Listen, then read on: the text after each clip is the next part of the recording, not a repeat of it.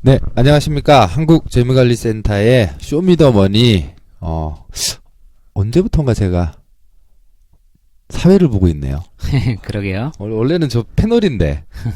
네, 여하튼, 청취자님 분들 일주일 동안 잘 지내셨는지 모르겠습니다. 요즘에 메르스가 거의 공포에 휩싸여서 어떤 병인지도 모르고, 어떻게 전파되는지도 모르고, 어떻게 관리되고 있는지도 모르시는 것 같아요. 그래서 좀 많이 겁은 나지만, 어떻게 하겠습니까? 저희는 매일매일 살아가야 되니까. 허 팀장님 어떻게 공포에 좀 휩싸이셨나요? 예, 안녕하셨습니까. 허광섭 팀장입니다. 지금 한두 달 동안은 온 나라가 그 메르스 관련 거의 뭐라고 할까요?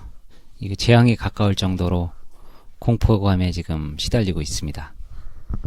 정부에서는 어느 정도 소강 상태에 빠진 그 소강 상태를 벗어났다고 했다가 또다시 그죠. 엊그저께인가 다시 14일이 아닌 걸로 결론이 네. 져졌죠. 14일이 넘어도 발병한다.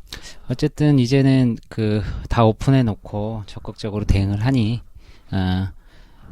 조만간에 괜찮은 그런 상태로 다시 되지 않을까 그런 기대를 하면서 그렇게 지내고 이번에 있습니다. 메르스는 진짜 정보를 차단을 한 거가 더 무서웠던 것 같아요. 밑도 끝도 없이 모르니까. 근데 그런 정보를 좀 국민들과 같이 공유했으면은 많이 좋은 결과가 나왔을 텐데 좀 아쉬운 점이 있네요.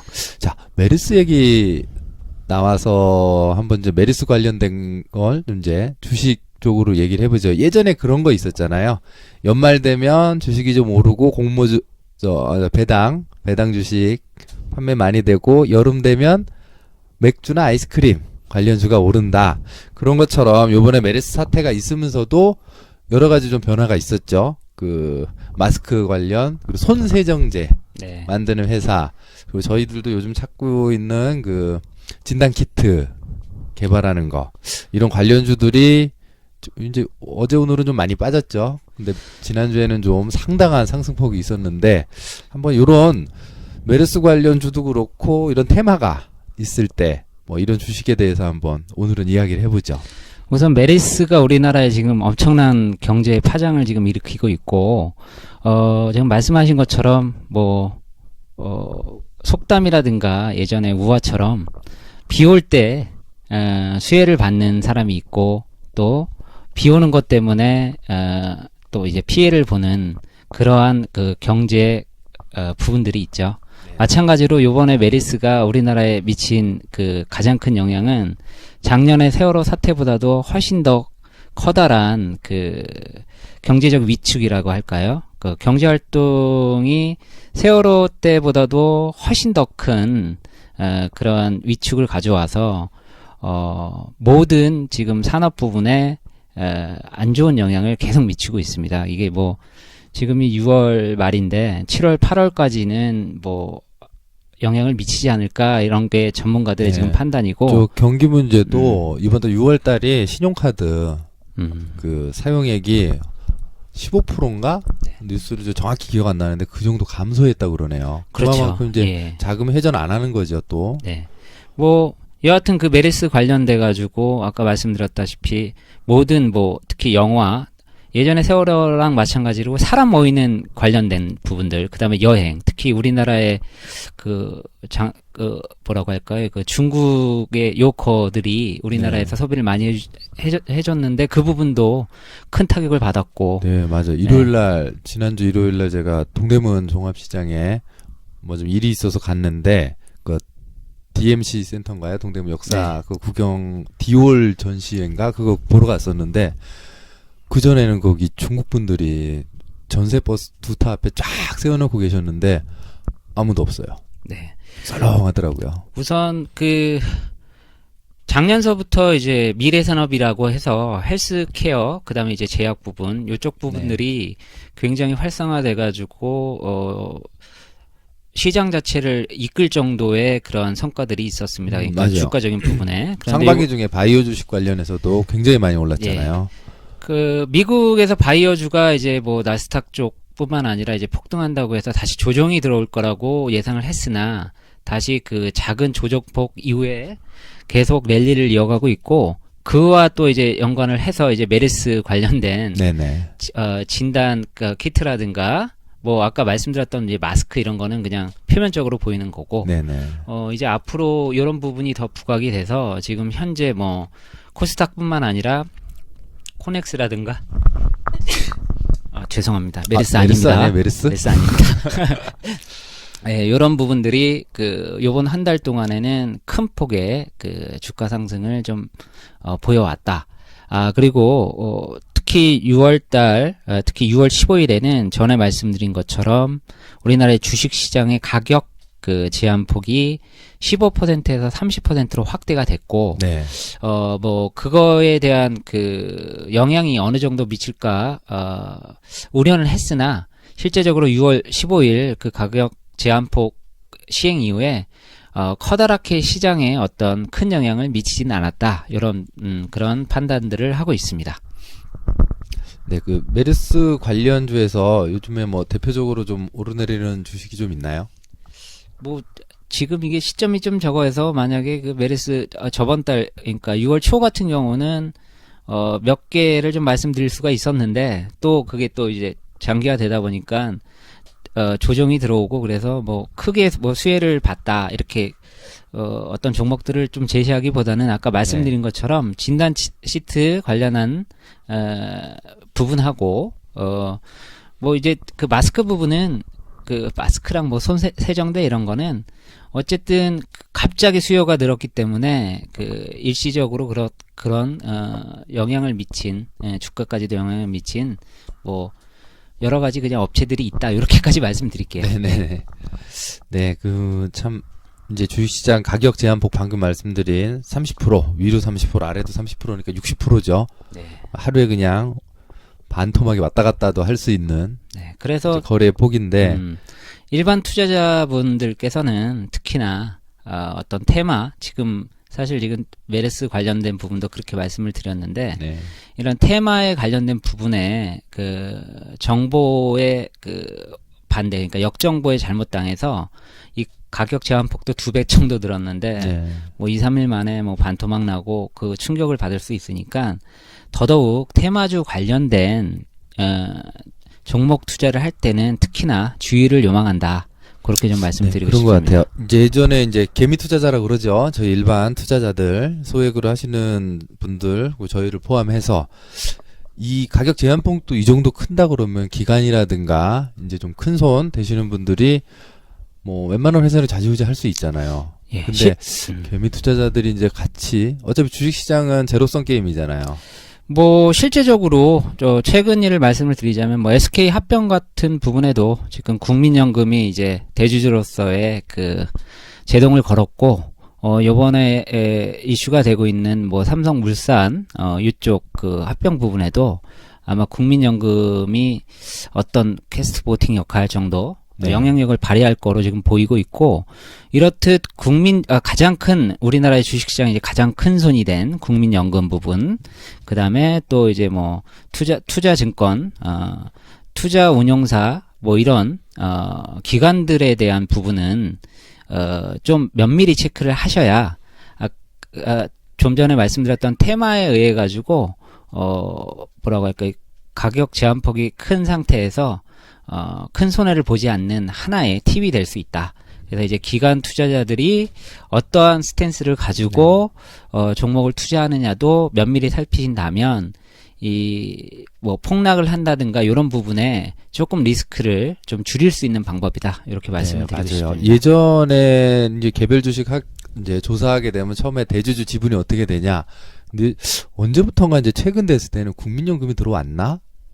그리고 어떤 기관이 들어와서 매입한 퍼센트가 얼마가 되느냐? 이런 걸 최근엔 참 많이 비중을 둬요. 그러니까 실제적으로 요번에 가격 제한폭을 늘리면서 이쪽 뭐 금융권에서 특히 이쪽 금감원이라든가 금융위원회 뭐 이쪽 금융투자협회에서 얘기한 부분들이 뭐 세력들에 의해서 움직이는 부분을 좀 더 통제할 수 있는 네. 그런 부분이 되지 않을까, 그런 장점들을 제시를 하긴 했습니다. 예. 뭐 한때는 그런 것도 있었잖아요. 뭐 국민연금이나 큰 뭐 거대 그 뭐 재단법인이나 이런 데서 보유한 거를 따라서 투자하는 분도 계셨어요.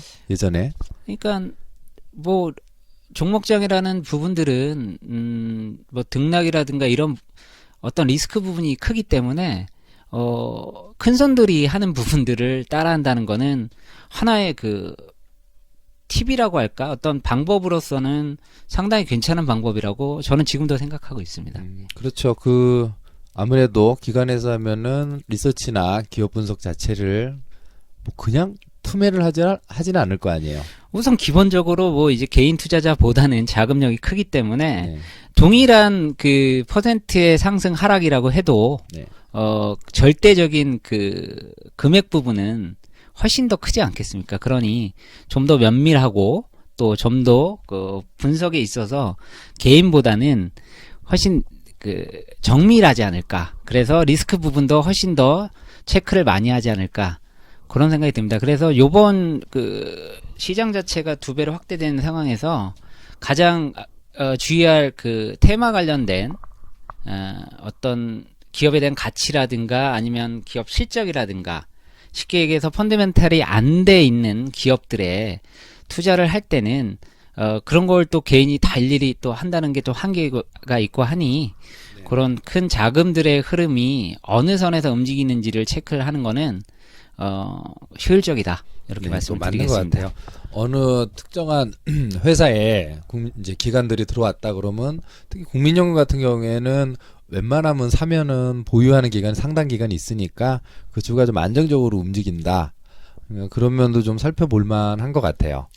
네. 그래서 요번 달 이 메르스 관련 부분이 우리나라의 경제 침체에 더 악영향을 미쳤기에 금리 인하를 또 한 번 했죠. 거기에 이제 부가적으로 지난 방송에 말씀드린 것처럼 경기 부양책을 네. 어제 발표를 했습니다. 그래서 예. 이제 추경 예산이 편성이 돼서 지금 우리나라의 경제 성장률 좀 치명적인데 3%대 맞추기 위해서 3% 맞추기 위해서 추경을 감행을 했고 아마 요번 달 말부터 우리나라의 영향을 지금 가장 많이 미치고 있는 미국에 대한 금리 인상 부분도 윤곽을 드러냈고요. 네네. 그 다음에 이제 가장 또 이제 아주 요즘 뭐 된다 안 된다 매일매일 소식이 바뀌는데 그리스의 크렉시트 부분이 잘 될 것 같다가 또 안 된다고 하고 그런데 실제적으로 그 기간 동안 우리나라의 시장은 그 충격을 어느 정도 반영을 하고 있기 때문에 설령 그리스가 디폴트를 선언을 하더라도 생각보다는 큰 영향 파장은 펼쳐지지 않을 거라는 게 이제 전문가들의 의견이고요. 앞으로에 대한 부분은 우리나라가 추경을 통해 가지고 이제 부양을 하는 부분, 그 다음에 이제 우리나라의 지금 가장 문제시되고 있는 자동차 관련, 자동차 특히 우리나라는 이제 현기차로 대변되는 이 수출주에 자동차 부분은 경쟁 상대인 일본의 도요타 요런 회사들의 부분 때문에 네네. 엔달러 부분이 가장 영향을 미쳤는데요. 그 부분 때문에 지금 현대차가 굉장히 지금 떨어져 있고 좀 뭐라고 할까 이 경기 부양책하고 저거에서 지금 시총 4위까지 떨어졌어요. 네, 지난주 많이 지지난주가 떨어졌었나요? 네. 그 객장에 가니까 그 주식 트레이딩 하시는 분들이 안 앉아 있고 나와서 준 담배를 계속 피시더라고요. 아, 왜 그러세요? 그러니까 현대차가 너무 떨어졌다. 그러시더라고요. 지금 제가 오전장을 지금 보고 왔는데 그 생각보다는 어제 또 그리스 부분이 좀 안 좋다고 해가지고 미국 증시는 좀 밀렸는데 우리나라는 좀 버티고 있더라고요. 네네. 그래서 추경 부분이 반영되고 있는 것인가. 그래서 우리나라에 지금 코스피에 가장 영향을 미친 게 현대기아차, 그다음에 삼성전자 쪽, 반도체 쪽은 조금 그 정도의 충격은 아니었어요. 그래서 네. 현대차 쪽만 조금 받쳐준다면은 코스피가 전반적으로 2100대의 박스장을 점진적으로만 뚫을 수 있는 그런 여건은 국내의 그 수급적인 부분에 있어서는 조금 정책적인 부분에서 보존을 해주고 있으니 네네. 6월 말에서 이제 7월쯤 되면 어느 정도. 근데 실제적으로 추경을 하고 금리를 인하시킨다 해서 바로 나오지는 않는다고 합니다. 그러니까 뭐 한 2, 3개월에서 한 6개월 정도 보셔야 될 그런 부분인 것 같고, 전반적으로 재정적인 부분, 그다음에 정책적인 부분까지 이 메르스 사태 때문에 상쇄된 부분도 있지만, 지금 오늘의 문제가 아니라 뭐 한 3, 4년 전부터 이 문제는 우리나라의 그 침체가 이제 장기화되는 부분 때문에 여러 가지 정책들, 특히 부동산 정책 계속 진행해 왔는데, 네. 이번 달에 이 추경이 아마 발판이 돼서 하반기 때는 어느 정도 좀 예, 예. 가시적인 성과가 나오기를 저도 내심 좀 기대하고 있습니다. 네, 추경도 그렇고 부동산도 그렇고 요즘에 가끔 이제 그 신호 같은 게 있잖아요. 사회적으로 다녀보면 저희들은 이제 운전을 좀 많이 하고 이동 거리가 있으니까 그 하남시 쪽도 그런 것 같고 인천 청라지구도 그런 것 같고, 언제 예전에는 뭐 분양이 잘 되었고 뭐 저렴하게 뭐 평당 얼마 이렇게 광고를 하잖아요. 이제는 파격 분양가 이하 분양 이런 거로 이제 현수막을 걸기 시작을 하더라고요. 그만큼 분양이 안 되는 거겠죠? 그 뭐 저희가 이제 팟캐스트 처음 했을 때 부동산에 대한 예. 언급을 좀 했는데, 저는 개인적인 생각으로는 이제 부동산 시장은 어차피 우리나라의 그 공급하고 그다음에 이제 수요의 부분으로 접근을 하셔야 될 때가 왔고, 이제 인구 구조 자체는 뭐 변할 수는 없으니까요. 그래서 뭐 우리나라에 가장 큰 영향을 미치는 부분이 부동산이라는 거는 네. 어느 누구도 부인할 수 없는 부분이고, 네, 맞죠. 전에 여러 가지 그때 일본 예를 한번 들으셔서 그 젊은이 세대를 얘기를 했는데, 저도 그 사토리 프로, 세대요. 그 프로를 한번 봤어요. KBS에서 좋은 프로가 있더라고요. 근데 우리나라랑 거의 베이비 부모 세대, 저희가 팟캐스트 1회에 말씀드렸던 그 베이비 부모 세대에 대한 네네. 부분을 언급을 했는데, 거의 흡사한 스페인 같은 경우가 굉장히 지금 힘든 상태고, 그러니까 부동자산을 80% 정도 갖고 있는 부분들이 어떤 파장을 지금 일으켜서 은퇴를 못할 정도로, 심지어는 은퇴 후 받은 연금을 자기 부동산에 올인했던 그 금융융자의 이자로 납부해야 될 상황이라고 하니. 연금을 이자로 낸다고요? 네.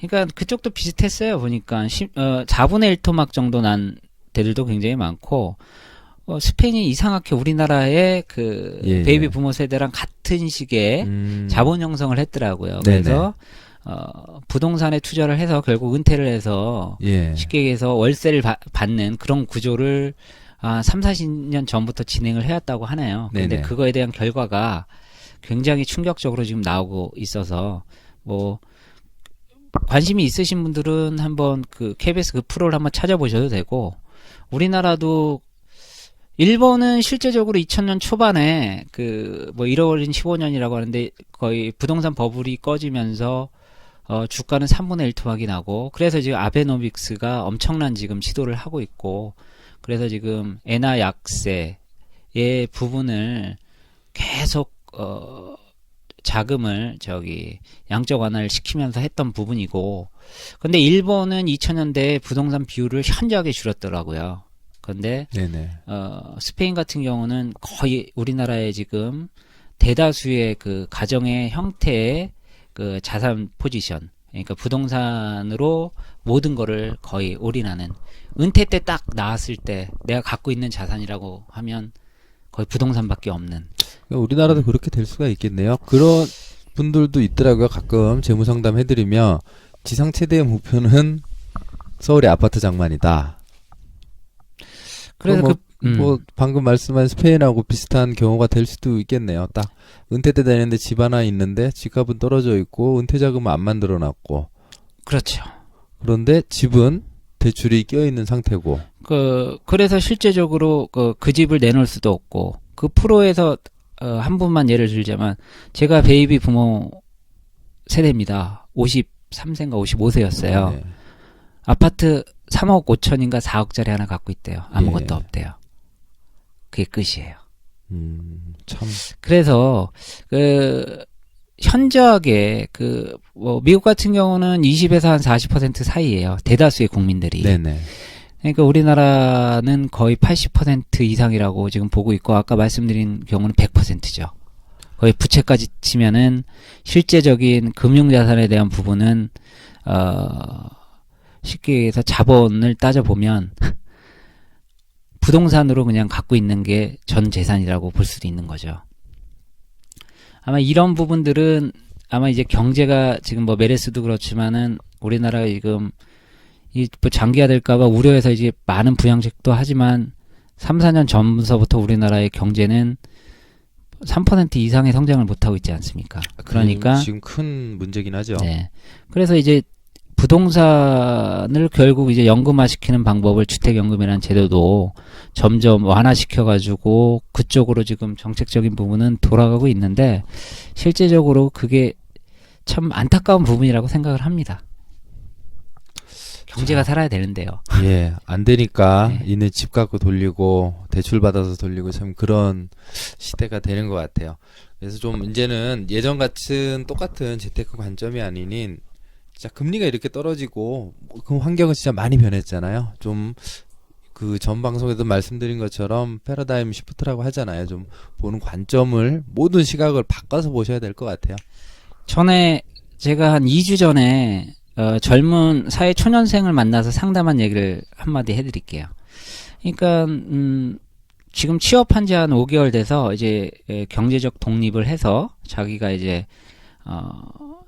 재무관리죠. 이런 부분들을 네. 하고 싶다고 상담 요청이 와서 얘기를 나누다 보니까 조금 관심은 있는데 방법을 모른다. 그래서 이제 몇 가지를 제시해서 제가 질문을 했죠.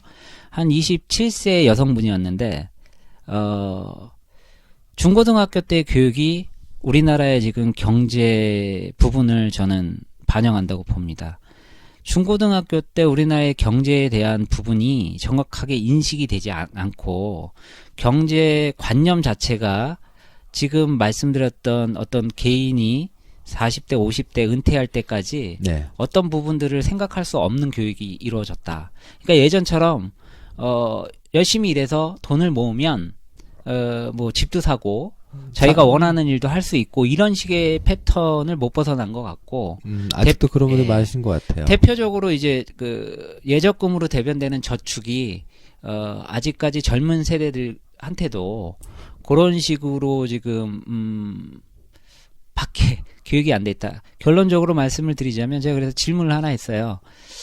그러면은 자기도 이게 지금 현실적으로 안 맞는 부분 때문에 좀 배우고 싶다고 말씀을 해왔더라고요. 그래서 제가 직접 이제 만나보고 느낀 거는 그러면은 제가 하나 예를 들어서 미국에서는 그럼 젊은이들이 어떻게 하는지 알고 계세요? 그랬더니 그분은 조금 관심이 있었나요?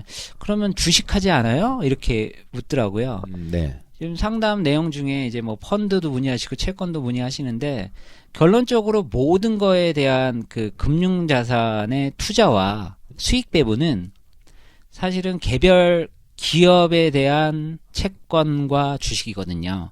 그렇죠. 지금 근데 실제적으로 그거에 대한 부분을 정확하게 인식된 그 경제교육이 중고등학교에 없기 때문에 우리는 예적금으로 대변되는 저축의 패턴하고 그 다음에 또 뭐 그러면은 뭐 대안으로 생각하는 게 펀드라고 하는데 펀드의 가장 또 기본 구성은 기업에 대한 투자 부분이거든요.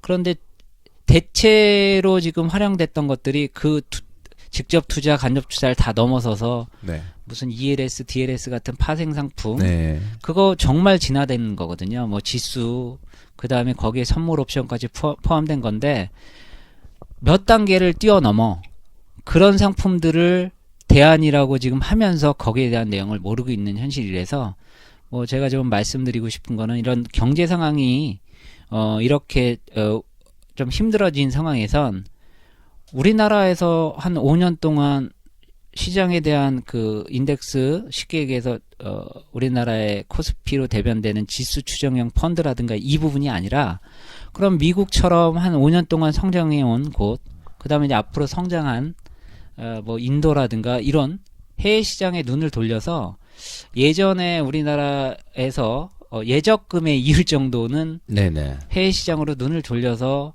패턴을 바꾸셔야 되는 게 지금 현실이다.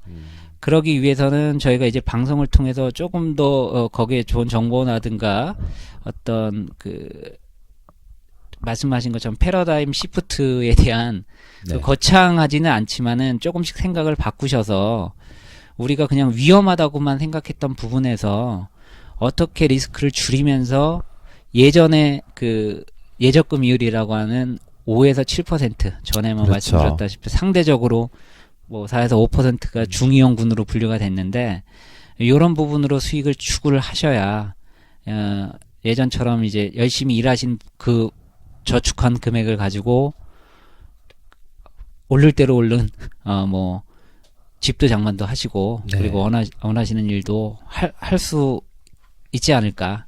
그래서 너무 두려워하시지 마시고 지금 변화된 금융 환경에서는 어떻게 금융 패턴을 바꿔서 운영을 하실지에 대한 고민은 뭐 한 2, 3년 동안 뭐 세월호고 뭐 때문에 경기가 침체됐다고 하지만 내가 힘들게 모은 자금들은 조금이라도 수익을 좀 올리고 그다음에 좀 안정적으로 내가 원하는 일들을 할 수 있을 수 있도록 저희가 거기에 이제 도움이 되는 네네. 그런 방송을 해드리겠습니다. 네, 맞는 것 같아요. 예전 같으면은 저축을 많이 하고 대출을 줄이고 투자는 위험하니까 안 하고 이게 맞는 건데 지금은 반대인 것 같아요. 금리형 저축은 안 하는 게 좋고 대출이나 투자 같은 거를 적극적으로 이용해야 되는 시기가 아닌가. 그런 쪽으로 관심을 많이 기울이셔야 될 것 같아요. 네, 그리고 지금 이제 평생 비과세 통장이 나온다고 이제 어저께 기획재정부가 발표를 했는데요. 그동안 이제 절세형 상품들이 하나 둘 사라졌었죠. 장기주택 마련 저축도 사라졌고 소득공제 장기펀드도 올해 12월까지만 가입 가능하고 뭐 그것도 한도 5천만 원이라고 그래갖고 얘기가 많은데 이 상품들이 이제 사라지고 절세형 상품들이 씨가 말랐었거든요. 그런데 지금 말하는 게 ISA라고 합니다. 비과세 개인종합자산관리 계좌라고 하는데요. 또 비과세 해외 주식 투자 전용 펀드. 어떤 거냐면은 저축을 하시든지 투자를 하시든지 보험에 대한 차익이라든지 모든 걸 한 계좌에서 관리하고 그 계좌 안에 들어있는 그 계좌 내에서 발생하는 모든 이자는 비과세다. 근데 기사도 읽어보니까 뭐 증권사 임원분들이 이런 파격적인 상품, 그러니까 파격적인 제도죠. 이런 것들 내놓고 깜짝 놀랐다고 하는데 이게 또 국회를 통과해보긴 해야겠죠. 어저께 발표를 했으니까 뭐 3분기 때 발표가 되고 한 4분기 때 이제 뭐 실행이 될 것 같은데 이거에 대해서도 일반 분들 지금 절세형 상품이 이제 없잖아요. 이거에 대해서 좀 많이 찾아보셔야 될 것 같아요. 근데 이 ISA 개인 종합 자산관리 계좌의 주된 내용은 해외 투자예요.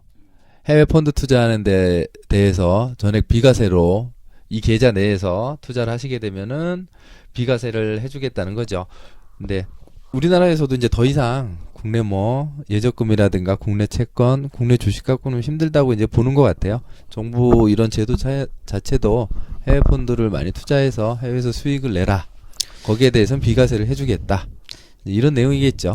그러니까 예전에 그 비과세의 기본적인 관점은 이제 국내 금융 자산을 통해서 경제 주체들이 자금을 잘 이용해서 경제 활동이 활발해야 거기서 수익도 발생하고 그 다음에 수익이 발생해야 거기에서 이제 세수가 확보가 되는데 한 3년에서 5년 역으로 우리나라의 경제가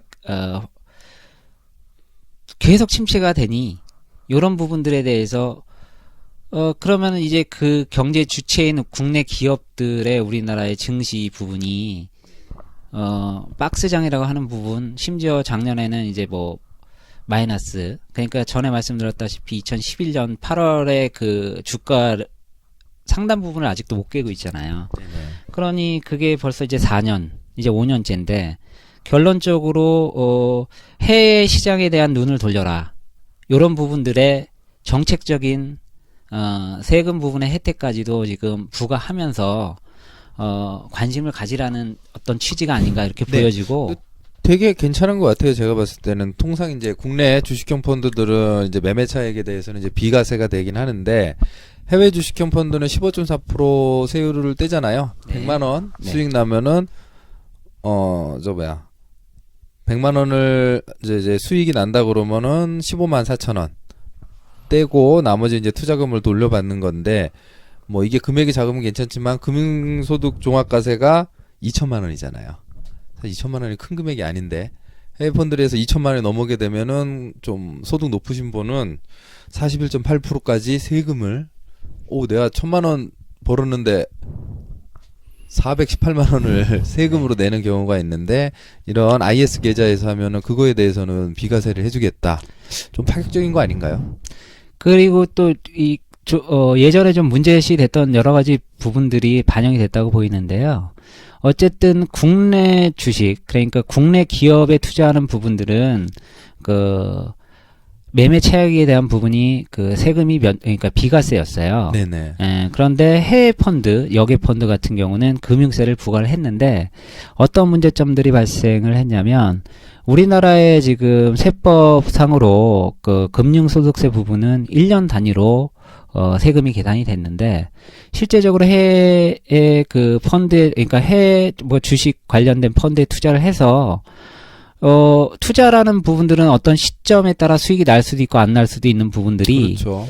올해는 수익이 나가지고 세금을 부과했어요. 네. 근데 그 주식이 다음에 떨어져가지고 환매할 시점에는 실질적으로는 투자금에 대한 부분이 손실이 났음에도 불구하고 세금을 내야죠. 세금은 띄었죠. 이미 원천 징수를 한 패턴이나 세금을 낸 경우가 생기는 그러한 폐단들을 이제 보완하는 하나의 방법이 되고 그보다 이제 근본적인 취지는 그건 이제 부수적으로 예전에 문제점들을 보완하고 아마 제도적 개선을 했다고 보이는데 가장 근본적인 부분은 이제 우리나라의 시장 자체가 한 5년 동안의 시장 투자에 대한 수익률이 심지어 채권 수익률보다 안 되는 해도 있었고 네네. 요런 부분 때문에 아마 그러면은 뭐 예적금에 대한 이율은 거의 실질 마이너스 1%까지 떨어지고 그다음에 실질 금리는 뭐 마이너스라는 부분은 뭐 예전부터 부각이 됐던 부분인데 네. 그러면 이제 대안들에 대한 부분들을 이제 정부에서 좀 세금 부분으로 이렇게 해줄 테니까 적극적으로 해서 개인들이 그런 부분들에 신경을 써라. 네, 세금 네. 때문에 그동안 해외 펀드 좀 망설였던 분들은 이 계좌가 있다 그러면 국회에서 한도를 얼마나 책정할지 모르겠지만 그래도 이 ISK 계좌를 이용하면 해외 펀드 비과세 된다고 하면 좀 메리트 굉장히 있을 것 같아요. 뭐 실질적으로 지금도 없다고는 할 수가 없는 게 장기적으로 이제 자금을 이제 운영을 할 때 생명보험사의 상품들이 장기 상품들이죠. 네네. 거기서 실제적으로 이제 금리가 떨어지면서 변액이라고 하는 밸류어블 유니버셜 라이프 인슈런스 상품 내에서 실제적으로 이런 운영은 벌써 하고 있죠. 있었죠. 그런데 그거에 대한 것들이 정확하게 인식이 되고 그걸 충분히 활용을 했다면 네. 지금 이 ISA라는 해외 펀드까지 할 수 있는 개인 종합 네. 자산 관리 계좌 요것처럼 본인이 갖고 있는 VUL을 활용을 해도 그렇죠. 여기에 충분한 효과는 받을 수가 있다. 예전에도 사실은 찾아왔으면 혹은 본인 지금 갖고 있는 계좌에서도 그렇죠. 이런 효과를 얻을 수 있는 방법들이 있으니까 중요한 거는 이제는 수익이 나는 시장을 정확하게 파악을 해서 네네. 투자를 하는 것이 개인의 수익을 올릴 수 있고 자산을 증식시킬 수 있다. 네네. 그쪽으로 이제 포커스가 정책 제도적인 부분까지도 그쪽으로 이제 포커스를 맞추고 있다. 저는 이렇게 보여지고요. 네. 이제는 이런 부분들을 모든 사람들이 이제 어쩔 수 없이 필연적으로 관심을 갖고 이쪽 패턴으로 이제 전향을 해야 될 그런 때다. 이렇게 네, 말씀을 맞는 드리고 것 같아요. 싶습니다. 기존의 절세형 상품들은 다 적금 형태의 상품이었는데 이제 이 ISA도 그렇고 몇 개의 예상되는 절세형 상품들도 뭐 2, 3년 전부터 소득공제 장기펀드도 그랬고 대부분 이제 투자형 상품까지 비과세 혜택을 많이 이제 주는 시기가 오는 거 봐선 정부가 글로 끌고 가는 것도 있겠지만 시장 자체가 변화도 있었고 또 소비자들의 니드가 있으니까 점점 이렇게 변해가는 게 아닐까 생각이 드네요. 그렇죠. 어쨌든 이제 정부는 우리나라도 이제 고도 산업 이미 그 눈높이 자체가 높아졌고 복지에 대한 부분이 당연시되는 이 시점에서 네네. 예전처럼 고도 성장하는 그런 시장이 아닌 이상 세수를 확보한다든가 경제 활동이 활발해가지고 경제 부흥기가 아닌 이상은 결국 이 뭐 침체가 언제까지 될지 모르고 언제 다시 또 이 장기화될 거라는 우려 때문에 이제 노력을 하고 있지만 장기화되면 안 되겠고요. 첫 번째 일본처럼 그러면 안 되겠고 우선 이런 제도들에 관심을 갖고 그러면은 뭐 채권 수익률도 떨어지고 국내 주식도 안 좋고 요렇게 낙담할 것이 아니라 요런 제도들도 잘 활용하시고 그다음에 이제 적극적으로 조금 시각을 바꾼다면 지금 상황에서도 예전 못지않은 수익도 낼 수가 있고 네네. 그러니까 투자의 시각을 해외로 좀 많이 돌려야 될 것 같아요. 그 뭐 금융회사 광고도 많이 나오잖아요. 국내 뿐만이 아니라 해외로 눈을 돌려서 여러 가지 투자를 해야 된다. 이제 그런 시기가 온 것 같아요. 그만큼 뭐 관심을 가져야 할 부분도 많고 공부를 해야 될 것도 점점 많아지는 시기가 되는 것 같아요. 참 그 예전 전 주택은행 시절이 너무 좋아요. 그때는 이제 아무 생각 없이 적금 넣으면 됐었는데. 그러게요. 그리고 지금 실제적으로 우리나라의 그 시장의 파이를 키우고 네.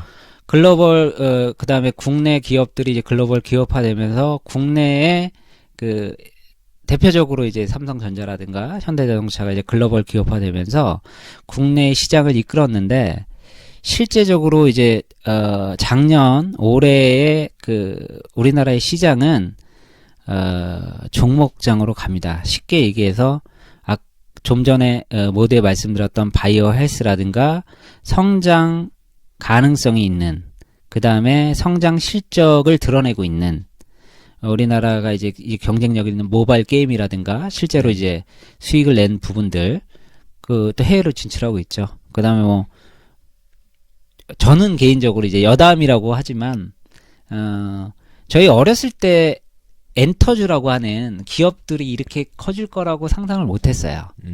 그렇죠. 그냥 네. 기획사였죠. 예전엔 그쵸. 기획사.